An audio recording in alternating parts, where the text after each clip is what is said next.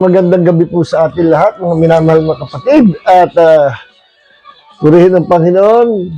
Ngayon ay January 2, 2026. Ito po ang ating first Bible study sa month of January sa ating bagong taong 2026. So, purihin ng Panginoon at salamat sa Diyos na nagpapatuloy po tayo na nakapag-aaral, nakapagtuturo ng salita ng Panginoon. So, magsisimula na po tayo at late na nga, kaya dire-diretso na ito, hindi na ako alis. At hindi ko na puputuloy itong awitan. Ano? So, ating po pag-aaral sa gabi ito ay mahalaga rin. Ano? Be a giant in faith. Yan po ang title. Ano? Be a giant in faith. How to become a giant in faith. Paano magiging higante tayo sa pananampalataya? Meron ba mga tao na higante sa pananampalataya? Of course, meron po, marami. Yung mga ginamit ng Diyos mightily ng mga unang panahon at hanggang ngayon may mga ginagamit ang Panginoon na mga lingkod na lalaking babae ng Diyos na higante sa pananampalataya. At yan po ating pag-aaralan. Sapagkat kapag ikaw ay higante sa pananampalataya, you will always be a conqueror or more than a conqueror. No? Lagi ka overcomer. No? So, purihin ng Panginoon. Salamat dito sa awit ni ang ating kaibigan, si Pastor Luis Boy Baldomaro. No? At praise God. Let's pray na po, mga minamahal. At yung iba ay humabol na lang. No? Na hindi tayo ginagabi. Let's pray. Heavenly Father, maraming po salamat, Panginoon, sa gabing ito na ito po ang first Bible study for this year, 2026, January 2, Panginoon, and this is about faith, how to become a giant in faith. Maraming po salamat, Panginoon, sapagkat sa gabi ito, patuloy namin maranasan ang biyaya, ang kasaganaan ng iyong kapangyarihan, kasaganaan ng iyong pag-ibig, kasaganaan ng iyong pagpapala sa bawat isa sa amin. At sa gabi ito, binubuksan po namin ang iyong salita and we invite the presence of the Holy Spirit to reveal to us, Lord, even the secret things of your kingdom, to reveal to us the deep things of the Spirit. Maraming po salamat, and tonight our hearts will be filled with the revelation knowledge of your Rhema word, Panginoon. And our hearts will be filled with faith because faith comes by hearing and hearing by the word of God. Panginoon, maraming po salamat. Sa gabi ito, we exalt no other name but the name which is above every name. The name of the Lord, Yeshua, Jesus. That in the name of Jesus, every knee shall confess. Every knee shall bow, every tongue shall confess that Jesus Christ is Yahweh. He is Lord. He is God. Hallelujah. Panginoon, maraming po salamat at habang kami nag-aaral ng salita, those who will hear, believe, and receive your word will be healed from all kinds of sickness and disease. At hindi ka pa natatapos sa paggawa ng himala. Panginoon, every time na kami mag-aaral ng salita, merong bagong himala na gagawin ka, Panginoon. Thank you, Father God, and all glory belongs to our Lord God, the Savior, Jesus Christ. Amen and amen and amen. So, praise God. Salamat sa awit ng ating double cards, kaibigan natin si Pastor Boy o Luis Baldomaro. So, atin na pong alisin, no? At dalhin natin sa outline natin. Okay. So, ito po ang title, no? Be a giant in faith, maging higante sa pananampalataya. At ang unang katanungan po natin ay, how do you know that you are a giant in faith? Paano mo malalaman na ikaw ay higante sa pananampalataya? Then, ang pangalawa na katanungan po na ating sasagutin pag-aaralan ay, how to be a giant in faith. Ngayon, paano mo malalaman na ikaw ay higante sa pananampalataya? Pangalawa, paano magiging higante sa pananampalataya? Kung ikaw ay hindi pa higante, paano magiging higante sa pananampalataya? At kung ikaw naman ay higante na, paano mamimaintain mo yung pagiging higante sa pananampalataya? paano ma-maintain yung pagiging giant in faith. Okay? So, sino-sino yung mga giants in faith nung unang panahon? Napakarami po. Yung mga kilalang mga lingkod na mga ayos sa modern church history, yung mga ginamit ng Panginoon. Napakarami. Sila John Wesley, napakarami po, at mga higante sa pananampalataya. At yung mga Pentecostal naman, ng mga giants in faith, nandiyan sila John G. Lake, ang bihira si John G. Lake, giant in faith. Minsan, siya po ay isa sa mga pangunahing pinadala ng Diyos sa Africa. Nung unang panahon, nung ang Africa ay hindi pa masyado na penetrate ng gospel, ay nagpunta si John G. Lake doon at nangaral, tayo ng church, hanggang sa nagkaroon ng bubonic plague doon sa church nila sa Africa, at thousands na namamatay. Si John G. Lake tumulong sa paglilibing ng mga church members na namamatay. Napakadelikado ng bubonic plague. Mahawakan mo lang, mahahawa ka na, patay ka rin. Bumubula ang bibig at yung foam na yun, bula sa bibig, delikado yun. Nandoon yung virus, nandoon yung kumakalat na bubonic plague. Then ang British government nagpadala at the time ng isang barko na mga gamot, antidote at mga doktor para tumulong sa mga nabiktima ng bubonic plague sa Africa. Then nakita ng mga doktor na nandun si John G. Lake naglilibing ng mga namatay sa bubonic plague na hindi siya natatakot, at hindi rin siya nahahawa. Then tinanong siya ng mga doktor, "Sir, pwede po bang malaman ano po ang antidote na ginagamit nyo? Para hindi kayo mahawa sa bubonic plague." Sabi ni John G. Lake, kinote niya Romans chapter 8 verse 2, "For the spirit of life in Christ Jesus has made me free from the law of sin and death." So, what is that? Hindi siya maintindihan. "Gentlemen," sabi niya, "gusto niyo ng demonstration?" Sure. Pinaligiran siya ng mga doktor.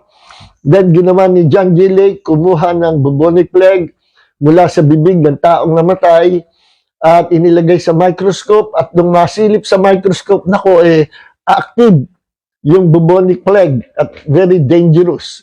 Then, inulit ni John G. Lake, kumuha uli sa foam, sa bula ng taong namatay sa bubonic plague, and this time, hindi sa microscope inilagay, kundi sa kanyang palad. Nung inilagay ni John G. Lake sa kanyang palad, yung bubonic plague, nagulat ang mga doktor. Nakita nila na yung bubonic plague ay nangamatay sa palad ni John G. Lake. Mas makapangyarihan yung presensya ng Diyos na nananahan sa katawan at sa katawan ni John G. Lake kaysa doon sa virus, sa sakit na yon na bubonic plague. Ganun katindi, At of course, hindi lahat ng tao ay pwedeng gumawa ng ganun experiment. In fact, nitong COVID, marami akong kakilala at kaibigan ng mga pastor na matay sa COVID. COVID pa lang yun. So, iba-iba kasi ang level ng ating pananampalataya at iba-iba rin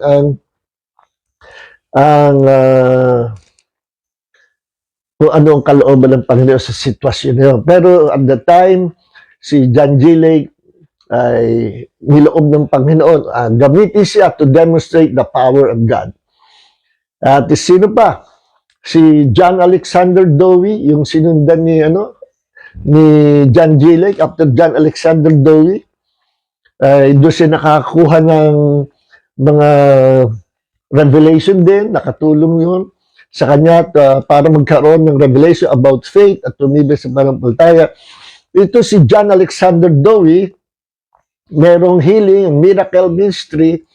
Naku, nung panahon na yun, yung mga goiter, nalalaglag sa carpet, no? Yung mga goiter, mga bubog, mga bukol, no? Mga grog, at yung isang lalaki na mayroong tumor sa mukha na kulay daw talong, nabasa ko yan, ay nilayhan si John G. Lake at pinunit sa kanyang mukha yung bukol, yung cancerous growth there sa mukha, at ang pumalit ay kutis bata. Ganong katindi, ganong katatapang yung mga, of course, kung walang lidi at walang kapangyarihan Diyos, huwag mong gagawin yan. No? At ang mga goiter, mga tumor, nalalaglag sa carpet, at ang sabi ay sa balita, yung carpet ng church, niro-rolyo nila dahil ang daming mga may sakit na gumagaling, mga bukol, naglalaglaga. Ang ginagawa, niro-rolyo yung carpet at dinadala sa labas at sinusunog na lang. No? So, may mga ganyang revival of healing, yung unang panahon, revival of miracles. Ito si Maria Woodworth Ether, no, babae ng Diyos, na nag-preach sa isang hindi ko malala kung sa loob ng church, basta nag-preach po siya. Ang mga tao ko, konti ang, I think sa church yun, sa church yata niya, kakaunti umaatin, gumawa ng himala ang Panginoon to attract people. At sa kanyang pagpipreach, bigla siyang na-frozen. Ng several days, hindi ko na matanda ko ilang araw siya na-frozen na gano'n, na-freeze siya. At ang mga tao na nabalitaan yung supernatural na pangyayari yon, dinumog, dinagsa yung church na yun, yung church building, at ang dami nagkaroon ng maraming tao doon sa panahon na yon, doon sa church na yon. And then, nung maraming tao, biglang nagtuloy ng preaching si Maria Woodworth Ether. Si Maria Woodworth Ether, hindi niya alam na siya ay na-preach ng ilang araw. Akala niya, tuloy-tuloy yung kanyang sermon. No? At kung sa siya naputol, doon niya itinuloy. No? Diba, wala na naulit na ganyang pangyayari. First time na nangyari yung signs na yun, yung tinatawag na signs and wonders. Mawawonder ka talaga. No? Hindi lang miracle, kundi signs and wonders to attract people para i-advertise ang gospel. At ang daming tumanggap sa Panginoon, nagkaroon revival. Sino magsasabi na hindi sa Diyos yun? At laksalak sa mga tao ang tumanggap sa Panginoon. Thousands of people ang nagkaroon ng pag-asa at naligtas dahil sa nakita nila ang mga himala na yun. At ganun din, si Catherine Kuhlman, yung ina ni Benny sa pananampalataya, gumawa ng napakaraming miracles. Narinig ko na yung hotel na kanyang pagkakandaka ng seminar, punong-puno ng tao yung labas, yung front door ng hotel. Kaya ang ginawa niya, sa likod siya dumaan, nakiraan siya doon sa kusina. At nagluluto ang mga kusinero sa hotel, pagdaan ni Catherine Kuhlman, natumba. They were all slain in the spirit. They all fell down doon sa floor at bumagsak sila sa kapangyarihan ng Diyos. Dumaan ang lingkod na babae ng Diyos, dala ang presence of God, and when the presence of God is very strong, something is going to happen. At yung mga tao nagkatumbahan, they all fell under the power of God. Hindi ko na alam kung ano sunod nangyari. Narinig ko rin na yung floor na tinuluyan ni Catherine Kuhlman, may sakit doon sa floor na yun, nung siya ay tumigil ng isang gabi doon sa hotel niya, hindi ko alam kung isang gabi, to be exact. Basta nalaman ko lang na info ay doon siya tumulog nung siya ay nandun sa hotel. At yung may sakit doon sa floor na rin, na-discover na nagsigaling. Nagsigaling sa sakit at karamdaman. So, ang Diyos ang gumawa lahat ng yan, hindi ang tao. Ano? Pero kung isang mananampalataya na ang Diyos that God can do all things at hindi pa tapos ang Diyos sa paggawa ng himala, mangyayari at mararanasan muli ang himala na ginawa ng mga alagad at mga apostol doon sa Book of Acts, na ginawa nito mga lingkod ng Diyos nitong modern times natin ngayon, itong mga panahon ng 1800, na mga lingkod ng Diyos na lumakad na higante sa pananampalataya. Okay. So, purihin ng Panginoon. At nagkaroon ng Azusa Street Revival, yung mga lingkod ng Diyos na mukhang hindi gagamitin o mukhang hindi magiging mangaral, naging mangaral ng Diyos. At that time, ang Diyos gumawa ng himala, Azusa Street Revival, nakita ko po yung street niya sa California, nandun ako. Yung mga may sakit doon sa meeting ay nagsisigaling, hindi lang ordinary sakit.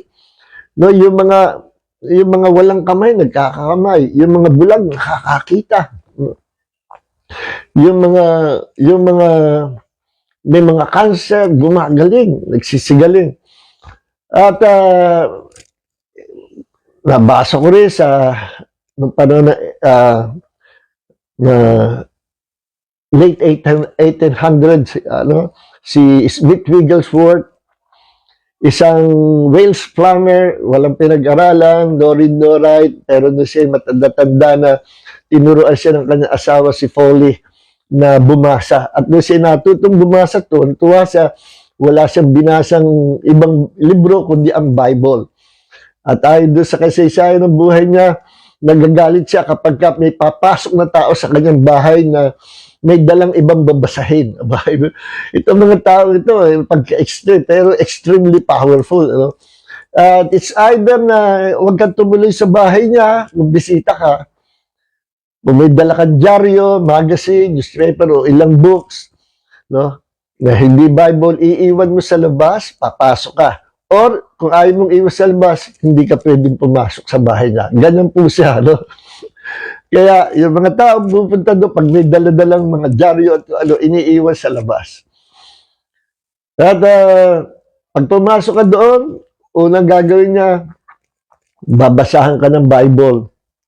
Then, magpe-pray siya. Ganun siya, At ito si Smith Wigglesworth, gumawa ang Diyos na napakaraming himala sa kanyang ministeryo.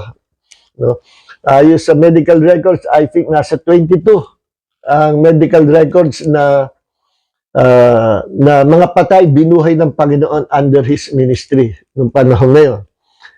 Sabi nung iba, higit pa sa 22. It's more than 22. Yung mga hindi na-record sa doktor o sa hospital, napakarami pa. So, you cannot limit God, At gumagamit ang Diyos ng mga tao to do miracles, At sa Diyos naman, lahat ay posible. At sinabi rin ng Panginoon sa Mark chapter 9, verse 23 na, if you can believe, all things are possible to you who believes. Kung ikay mananampalataya, lahat ng bagay ay mangyayari sa iyo na sumasampalataya. Hindi sinabing some or few things will become possible. Hindi, kundi all things can become possible to you who believes. Believes.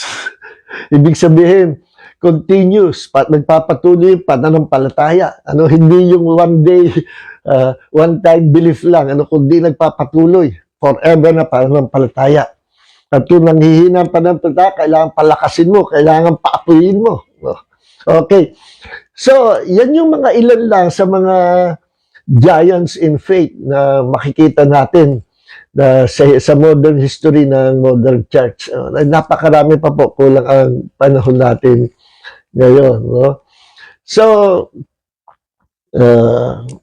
let's dive into this to our topic para hindi tayo kulangin sa oras. So ngayon, paano mo malalaman na ikaw ay giant o higante sa pananampalataya? Magandang tanong. So ganito po yan, malalaman mo kung ikaw ay higante sa pananampalataya kung dumating ang problema sa buhay mo na nakikita mo na napakalaki ng problema at ikay namumroblema, nangungusubi, there is worries, doubt, fear in your heart because of that problem. Ibig sabihin,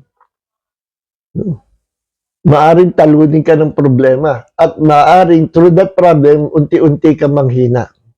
Dahil ang nakikita mo, mas malaking problema kaysa sa iyong Diyos na iyong pinaglilingkuran. Tandaan nyo, our God is greater than any problem. Yes. At sinabi ni Jesus yan. Sinabi ni Jesus that greater is He, o sinabi ni Apostle John, sabi ni Apostle John, I think sa 1 John chapter 4 verse 4, greater is He who is in you than he who is in the world. Siya na nananahan sa inyo. Sino yung nananahan sa atin? Sino yung nananahan sa puso natin? No? Sino yung nananahan sa katawan natin? Ang Panginoong Jesus. Through His Spirit, through His Holy Spirit, He is dwelling in our heart. He is dwelling, the Holy Spirit is dwelling in our body. The Holy Spirit dwells in us and He is upon us. Dalawang klase ang pananahan ng Diyos sa atin, sa loob, to dwell in us, to fill us, no? Puspusin tayo, and to clothe us with His presence. Balutan tayo ng Kanyang presensya. So, dalawa ang pananahan ng Holy Spirit dwelling in us. He is in us, and He is on us or upon us, covering us. See?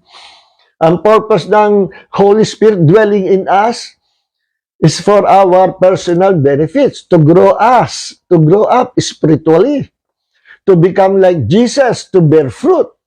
Yan ang purpose ng Holy Spirit dwelling in us, to help us to become like Jesus. No?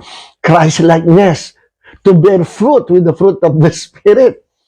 Galatians 5:22-23, what is the fruit of the Spirit? Singular lang, fruit, love. And if there is love, God's love in your heart, you will experience joy, peace, long-suffering, meekness, gentleness, goodness, temperance, and faithfulness. Yung mga experiences na yan, yung fruit na yan mismo ang Christ-likeness. Larawan ng Panginoong Hesukristo. Siya yan. So that's the purpose of the Holy Spirit dwelling in us, to help us to become like Jesus, for personal blessing or personal benefit. Whereas the Holy Spirit on us, covering us, anong purpose? For the benefit of other people, to bless others. Para sa iba yan. So that we can minister under the power of God. Yan na nga, yung sinasabi ko, nakapangyarihan ng Diyos. Covering us, clothing us with the power of the Holy Spirit to minister to the body of Christ, to minister to the unbelievers, to heal the sick, to cast out demons, to raise the dead, to do signs, wonders, and miracles in the name of the Lord Jesus Christ, because the Holy Spirit is clothing us, covering us. No? At yun naman sinabi ng Panginoon sa kanyang malagad sa last chapter ng aklat ng Luke, na sabi niya, no, after sabihin niya, go into all the world and preach the gospel to all nations, baptizing them in the name of the Father, Son, and the Holy Spirit. Those who believe will be saved, those who will not believe will be condemned. And this sign shall follow them that believe. In my name they will cast out demons. In my name they will heal the sick. They will lay hands on the sick and they will be healed. In my name they will speak in new tongues. Ibig sabihin, they will walk in the supernatural realm in the name of Jesus. No? Yan ang sinabi ng Panginoon. At sabi ni Jesus, lahat ng yan mangyayari sa inyo, pero sandali lang, manatili muna kayo sa Jerusalem hanggang sa kayo ay malukuban, mabihisan ng kapangyarihan ng Ama. Pagdating ng pangako ng Ama, the Holy Spirit will dwell in you and will be upon you to empower you. You will be clothed with power from on high. No? Kaya nung dumating ang Holy Spirit, ang mga apostles, mga disciples, gumawa sila ng mga dakilang kababalaghan. Ano? At ang Diyos hindi nagbabago. Ang Diyos nila at Diyos natin ngayon, iisa. Hindi nagbabago. Okay? So ito mga apostles, ito, they became giant in faith after na ma-experience nila ang presence ng Holy Spirit. Okay. Now, so paano malalaman kung ikaw ay giant in faith? Kapag nakikita mo na mas malaki ang problema kaysa sa iyo, kaysa sa iyong Diyos. Hindi ka pa giant in faith, kapatid. At kagaya ito nung 10 spies. Remember sa Book of Numbers, nagpadala ang Diyos during the time of Moses. Sabi ng Panginoon kay Moses, sa bawat tribe magkaroon ng representative. There were 12 tribes. At sa bawat tribes, magkaroon ng isang representative. So, there were 12 tribes, kaya 12 yung representative. So, yung doon sa 12 representative, sila yung isusugo para silipin yung promised land. Marapit na sila sa promised land eh. Sisilipin nila yung promised land. At ready to enter that promised land. No? Ang dalawa doon sa 10 na yun, kaya nyo matatanda, si Joshua at si Caleb. No?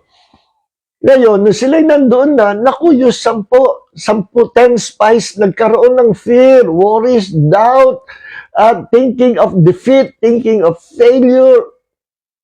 Nag-alala sila, isip, kung mamamatay tayo, wala tayong magagawa.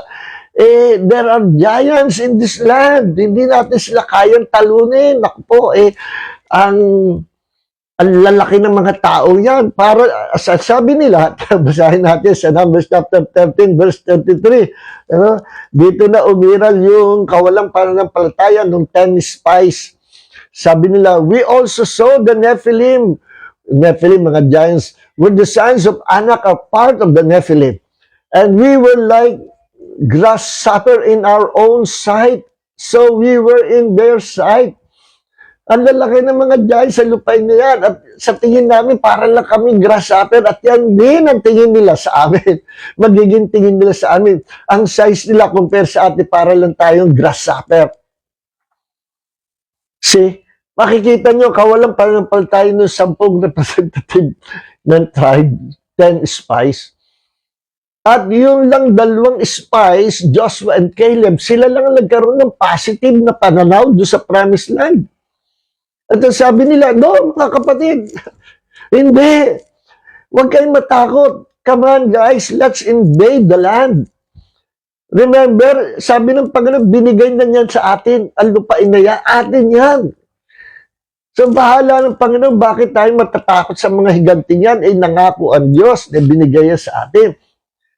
Yung 10 spies, na-distract sila, ang pinagbatayan nila ng mangyayari, yung problems na nakita nila.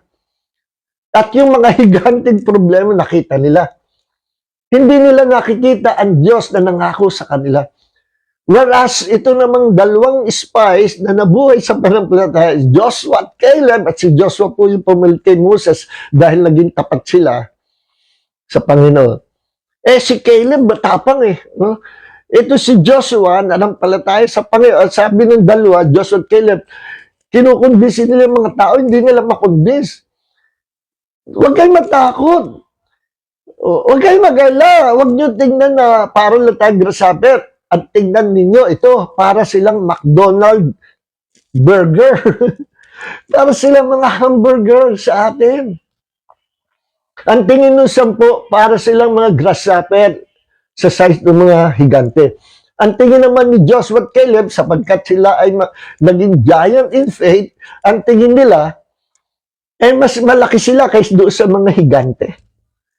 At ang sabi nila, tinapay sa atin yan. Gaano ba ang size ng tinapay? Maliit lang. So, ibig sabihin niya, mga higante yan, sila'y tinapay sa atin, parang ganito lang ang size nila. Bakit kayo matatakot? Ang Diyos mismo nangako. So, ang tinitingnan ng 2 spies ito, si Joshua at Caleb, na nanampalataya, ay ang kalakihan ng kanilang Diyos against those giants. So, kapag ang nakikita nyo ay mas malaki ang inyong problema kaysa sa inyo, at mas malaking problema nyo kaysa sa inyong Diyos, naku, malaking problema yan. I tell you, 100%, you will be defeated. Doon pa lang, hindi pa nagsisimula ang gera, defeated na kayo. Kamamatayan nyo na yung problema yan, hindi masusolve yan. Kagaya ng mga Israelites, ng Hebrew people sa wilderness, yung mga hindi nanampalataya, hindi sila nakapasok sa promised land. At hindi lang dyan natapos yung pagiging negative nila. Araw-araw binabanggit nila, araw-araw sinisisi nila si Moses, ang lingkod ng Diyos, sinisisi nila ang Diyos. Moses, ano ba ang iyong Diyos? Dinala ba kami ng iyong Diyos dito para lang mamatay sa wilderness? Dinala ba kami ng iyong Diyos dito para lang patayin sa promised land? Ang daming mga higante dyan. Wala silang kapanapan ng palataya.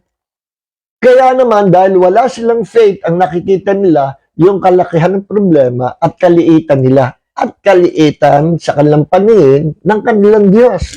Nakakainsulto sa Diyos yan. Sino ba lalaki pa sa Diyos? Ngayon, kaya, to make the long story short, nung dumating ang future, alam natin, ang nakapasok lang sa promise lang si Joshua at si Caleb. At yung mga bata na mga inosente, hindi nilipol ng Diyos. Yung mga bata, 20 years old pababa, in-spare ng Diyos. At yung mga matatanda, na puro doubt, unbelief, fear, worries, and negative words, lahat sila namatay. Yes. Ay sabi ng Panginoon sa Numbers chapter 14, verse 28, Moses, may sasabihin ako sa iyo, sabihin mo sa aking bayan, kung ano sinalita nila sa aking pandinig, yun ang gagawin ko sa kanila. Sinasabi nila, we cannot enter the promised land. We will all die in this wilderness. So be it, yun ang mangyayari sa kanila. Sapagkat, listen mga kapatid, maging lesson ito, kung ano yung lagi niyong binibigkas sa inyong bibig, yung kasi yung inyong pinaniniwalaan.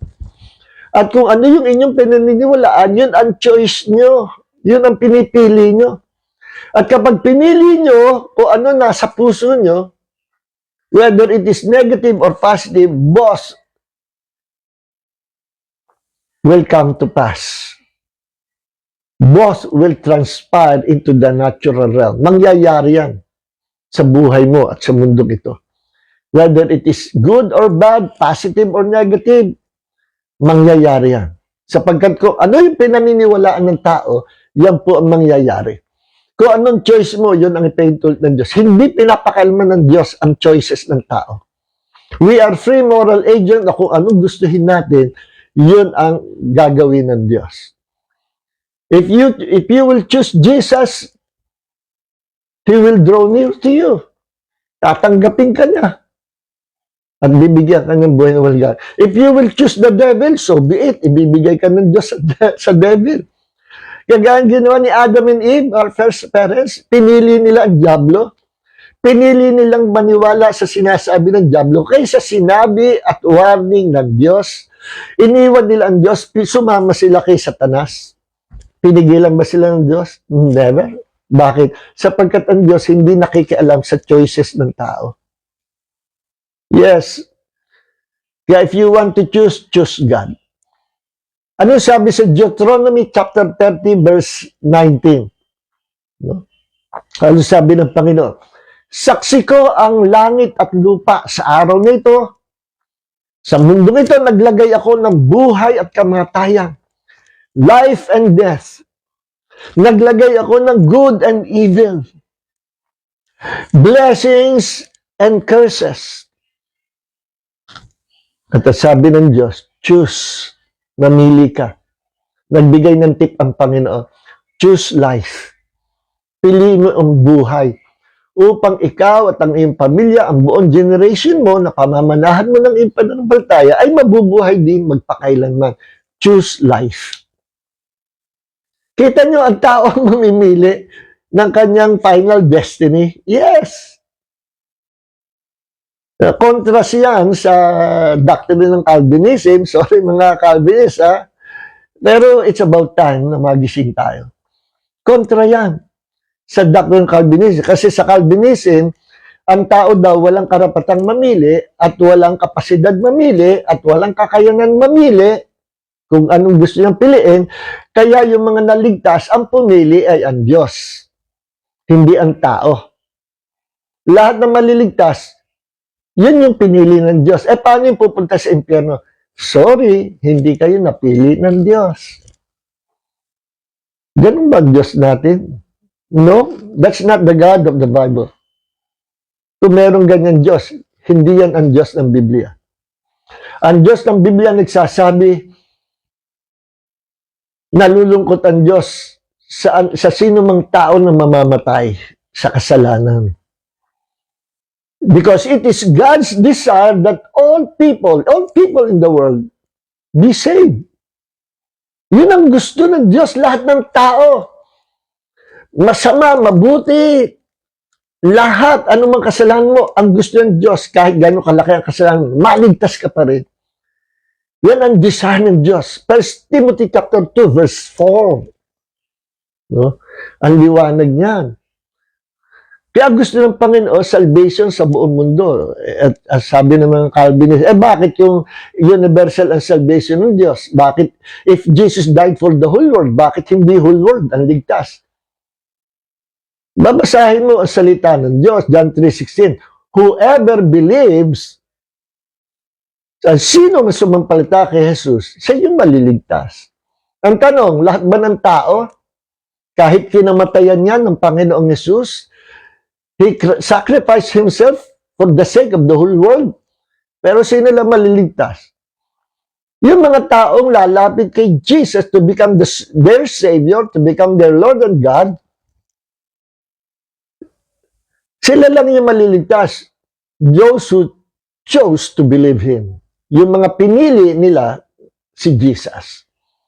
Kaso ang problema, hindi lahat ng tao sa mundo gustong piliin si Jesus Kaya yun yun. No? Lalapit ang Diyos sa iyo kung lalapit ka sa Kanya. James chapter 4 verse 8, draw near to God and He will draw near to you. Choose God and He will save you. Choose Jesus and He will save you. Sabi ng Panginoon sa Deuteronomy chapter 13 verse 9, choose life so that you and your descendants may live forever. Who is that life? Choose life. Sino ba tinatawag na life sa Bible?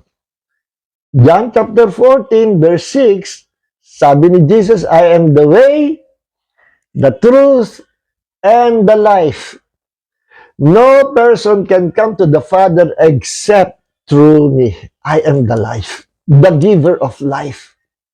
Come to me and you will have eternal life. Choose life, choose Jesus. Okay? Okay, balik tayo dito, no? So, balik tayo sa ating paksa. Nabanggit lang po natin yung bahagi niya. So ngayon, anong tingin mo, kapatid, sa problema mo? Mas malaki ba siya? Mas malaki ba ang problema mo kaysa sa iyo at kaysa sa iyong Diyos? You're not yet a giant in faith, kapatid. And it's about time to become a giant in faith. Okay, now, look at David. Si David, nung bata pa siya, teenager pa siya noon Inutusan ng tatay niya na magdala ng pagkain doon sa kanyang mga sundalong kapatid na nagtatrabaho kay King Saul. At pagdating niya doon sa palasyo kita niya na mayroon nagyayaw-yaw na higante, pangalan Goliath, at iniinsulto ang hukbo ng Israel, iniinsulto ang Diyos, naghahamon. Naghahamon, tagal na nandun, naghahamon, ilabas niyo yung champion niyo at ako'y lalaban. No, one-on-one na lang. Okay, sino pinakamatapang dyan? Ang laki ni, I think nasa 12 feet. No? Madi si King Saul, ang mga matangkad na lalaki si King Saul, ang mga ordinaryong tao, hanggang balikat lang niya. So, malaking tao si King Saul. Gwapo, malaking tao, pero takot humarap kay Goliath. At maging si King Saul, takot harapin si Goliath.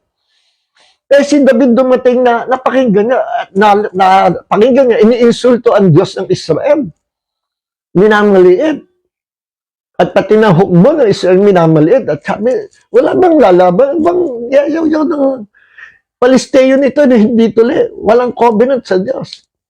Walang lalaban. Huwag kang maingay. Marinig tayo. Wala bang lalaban sa inyo? Wala. Come on, guys. Fight up giant. Eh, bata na si David, teenager lang.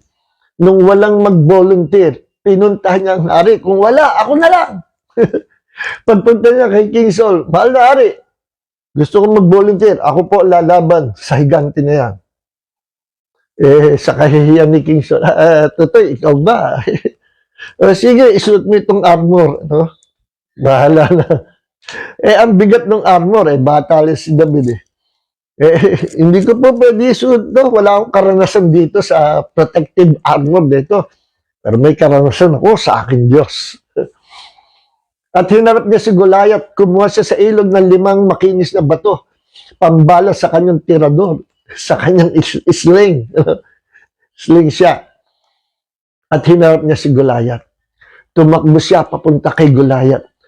At si Goliath papunta rin sa kanya. At nung nagharap sila, tawan-tawa si Goliath, ano ba ako? May dala ka pang patpat, aso ba ako? Na may dadala mo na patpat? Ano ba itong nangyarap niyo sa akin? Sandalang bata? Inisulto niyo ba ako? Totoy, ngayon ding araw na ito, ang bangkay mo kakainin ng mga ibon. At seryoso si David, lumapit siya at sabi niya, ininsulto mo ang Diyos ng Israel, ininsulto mo ang hukbo ng Diyos. Ngayong araw na ito, pupugutan kita ng ulo at ang bangkay mo ipapakiain ko sa mga ibon sa disyerto. At malalaman ng inyong hukbo kung sino ang tunay na Diyos, who is the God of Israel. Ikaw na Pilisteo na hindi tuli, meaning ikaw na hentil na walang covenant sa Diyos, tinatapatan mo ang God's covenant people, God's covenant partners. Ngayon, ikaw ay fully armored. Nagagayakan ka, covered by armor. Pero ako, humaharap sa'yo, kumpleto ka ng weapon, sinaharap mo ko, pero ako humaharap sa'yo sa pangalan ng Diyos ng Israel. Tinapatan niya si Goliath, ang higanting Goliath, ng kanyang Diyos. Sino ngayon ang malaki? Hindi niya tiningnan si Goliath bilang malaking problema. Tiningnan niya si Goliath bilang katiting, bubwit sa harapan ng Diyos. Hindi kagaya ng 10 spies na natakot sa pagpasok sa promised land. Sabi nila, kami parang grasshopper lang sa kanilang size, sa kalapaningin. Baligtad naman si David. Si David, ang tingin niya kay Goliath, napakaliit lang compare sa size ng kanyang malaking Diyos. Bakit napakatapang ni David na hinarap niya si Goliath? Bagamat siya ay musmos, teenager pa lang. Ba't matapang siya? Saan nanggagaling yung tapang niya? Sa kanyang pananampalataya at pagtitiwala sa kanyang Diyos. Malaki na ang experience niya sa pakikipagbaka sa mga mababangis na hayop. At kailanman hindi siya pinabayaan ng Diyos. Nakalaban niya ay leon. Sa bibig ng leon, inagaw niya yung tupa na sinakmal ng leon. Hinawakan daw niya sa balbas at kanyang nilabanan yung leon. Nilabanan din niya yung oso. Lahat tinalo niya. Sabi niya, pumatay nga ako leon at oso. Ikaw pa! Hindi natakot. Listen mga kapatid, kapag ikaw ay higante sa pananampalataya, wala kang problemang katatakutan. Walang pagsubok na makatatakot sa iyo. Walang nilalang sa mundong ito ang makatatakot sa iyo. Walang problema sa mundong ito ang tatakutin ka. Walang demonyo, walang satanas ang pwedeng umubra sa iyo. sa pananakot because you are a giant in faith. At ang higante sa pananampalataya, alam niya at nakikita niya na lahat ng problema, even those giants, maliit lang sa kanyang harapan. Mas malaki siya sa mga higanteng problema. Bakit? Because Jesus is dwelling in him. At sabi sa 1 John chapter 4 verse 4, greater is He who is in you than he who is in the world. Siya na nasa inyo ay mas malaki, mas dakila. Siya na nananahan sa inyo ay mas malaki at mas dakila kaysa sa sanlibutan, kaysa mga bagay na sanlibutan. Ano ba ang nasa sanlibutan? Si Satanas. Mas malaki pa rin ang Diyos natin kaysa sa Kanya. Ano pa nasa sanlibutan? Mga problema. Mas malaki ang ating Diyos kaysa sa mga problema. Ano pa nasa sanlibutan? Sakit, karamdaman na hindi gumagaling. Mas malaki ang ating Diyos kaysa anumang problema, sakit at karamdaman. Jesus is our healer. Exodus 15:26, I am the Lord that heals you. See? Kaya ganun na lang ang tapang ni David. Kapag ikaw ay merong pananampalataya at nagtitiwala ka sa iyong Diyos, sa ating Diyos, you are a giant in faith at ang tingin mo sa lahat ng problema at sa lahat ng labanan, sisiw lang. Mga budwit. Bakit? Because you're a giant in faith. Eh bakit ka giant in faith? Bakit ka giant in your spiritual life? Because the true giant, the creator of heavens and earth, ang ating malaking Diyos, ay nananahan sa atin. See? So tingnan natin yung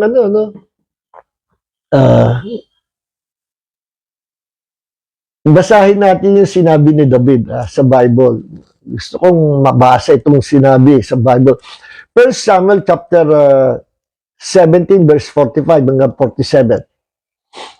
But David said to the Philistine, you come to me with a sword, a spear, and a saber, but I come to you in the name of the Lord of armies, the Lord of the armies of Israel, whom you have defiled. This day the Lord will hand you over to me. Sino magbibigay kay Goliath sa kamay ni David? Ang Diyos, ang Panginoon. This day the Lord will hand you over to me.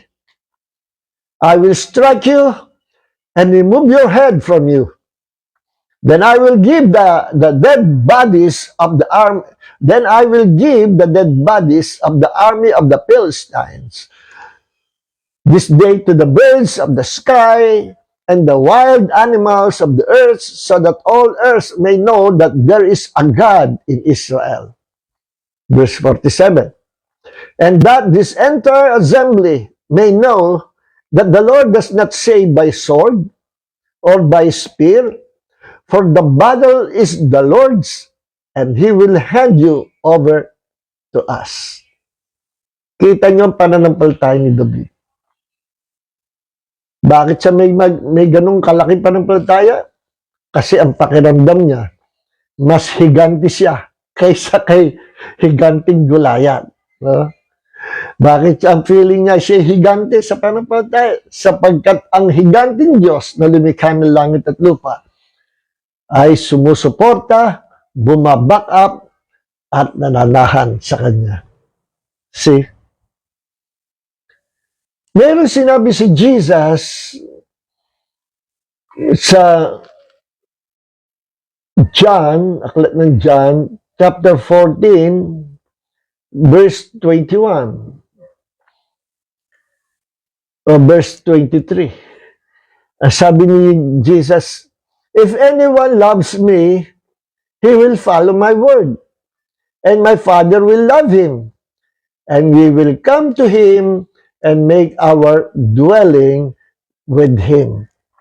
Ang sino naman daw na umiibig sa Kanya ay susundan, gagawin niya, ipamumuhay niya, susunod siya sa sinabi ng salita ng Panginoon.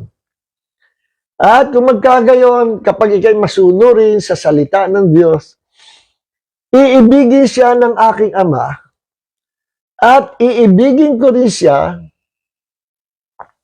at kami, ako at ang Ama, ay maninirahan sa Kanya. We will come to Him and make our dwelling with Him. Ba, ang ganda pangako niyan. The God who created the universe into existence is now dwelling in us. The Father, Jesus, dwelling in us, plus the Holy Spirit is also dwelling in us. 1 Corinthians chapter 3, verse 16, 1 Corinthians chapter 6, verse 19. See, so mga kapatid, hindi na natin matatalakay yung second part, hindi na natin masasagot yung how to be a giant in faith. So baybayin nyo na lang sa Tuesday, sa next Bible study natin. So at least ngayon nakikita natin, ako kaya ay higante sa pananampalataya? Ano ba tingin ko sa mga problema? Umiiyak ba ako? Natatakot ba ako? Kung magkagayon kapatid, you're not yet a giant in faith. You must become a giant of faith. At sa Tuesday, pag-aralan natin how to become a giant in faith. Okay? So praise God. Hallelujah. Walang problema ang tatalo sa atin if you are a giant in faith. Remember yung sinabi ni Apostle John sa 1 John chapter 5 verse 4, for whoever has been born of God overcomes the world. Ang sino man ipanganak sa Diyos ay tinalo niya ang sanlibutan. Ano ba ang nasa sanlibutan? Si Satanas, kasalanan, problema, mga demonyo, temptation, karumihan, lahat nasa sanlibutan niya. And this is the victory that has overcome the world. At ito ang tagumpay na kinatagumpay natin kung bakit napagtagumpayan natin ang buong sanlibutan. Ito'y sa pamagitan ng ating pananampalataya kay Kristo Jesus. Whoever has been born of God overcomes the world, and this is the victory that has overcome the world, our faith. So, purihin ang Panginoon. God bless everyone. So, wag niyong tingnan ang problema. Tumingin kayo sa kalakihan ng ating Diyos. Amen. Heavenly Father, maraming salamat sa gabi ito, sa pagtuturo mo sa amin. At ngayon, nalolocate namin ang sarili if we are already a giant in faith or kami ay mga parang duwende lang sa pananampalataya. Panginoon, teach us to grow and to become giant in faith. Kagaya ng mga unang mga disciples, even in the book of Acts, ang mga apostles, disciples, mga giants in faith, Panginoon, gumawa sila mga dakilang bagay sa iyong kaharian at gumawa sila maraming himala. Maraming po salamat, Panginoon, sa gabi ito. Heal those who are sick right now in the name of the Lord Jesus Christ. Amen, amen. So mga kapatid, ay aking kahilingan lang, please don't forget to like this video at mas maganda rin mag-comment kayo. Bakit? Sabi ng Facebook, pag maraming like, maraming comments, i-expand niya ang mga viewers natin. Viewers natin. At lalo na kung isi-share nyo ang ating video sa ibang tao. God bless you all. At po rin, Panginoon, God bless everyone. May the grace of Jesus, the love of the Father, the fellowship of the Holy Spirit be with you all. In Jesus' name, so be it. See you sa Tuesday.